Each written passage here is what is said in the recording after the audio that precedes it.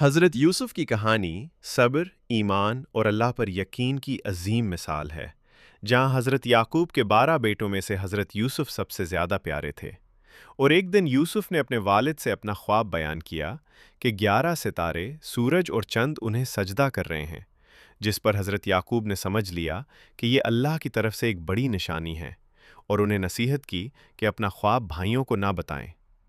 لیکن بھائیوں کے دل میں پہلے ہی حسد تھا، اور انہوں نے سوچا کہ یوسف کو راستے سے ہٹا دیا جائے، اس لیے وہ اپنے والد کے پاس گئے اور کہا کہ یوسف کو ہمارے ساتھ بھیج دیں تاکہ ہم اسے گھما پھرا کر لائیں۔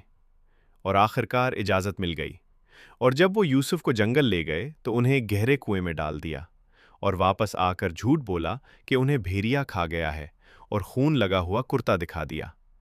لیکن حضرت یعقوب نے صبر کیا اور اللہ پر بھروسہ رکھا۔ پھر ایک قافلہ اس جگہ سے گزرا، اور جب انہوں نے کنویں میں رسی ڈالی تو یوسف اس سے پکڑ کر باہر آ گئے، اور انہیں مصر لے جا کر بیچ دیا گیا، جہاں العزیز نے انہیں خرید لیا اور اپنے گھر لے گیا۔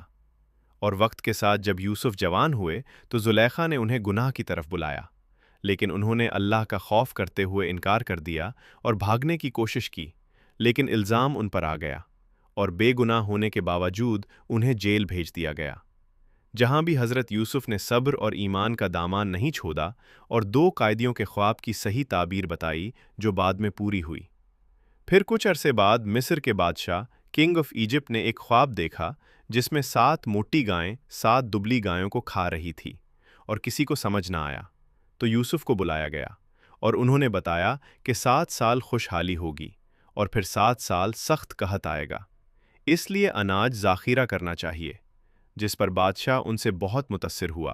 اور انہیں رہا کر کے ملک کے خزانے کا ذمہ دے دیا۔ اور اس طرح حضرت یوسف ایک بلند مقام پر پہنچ گئے۔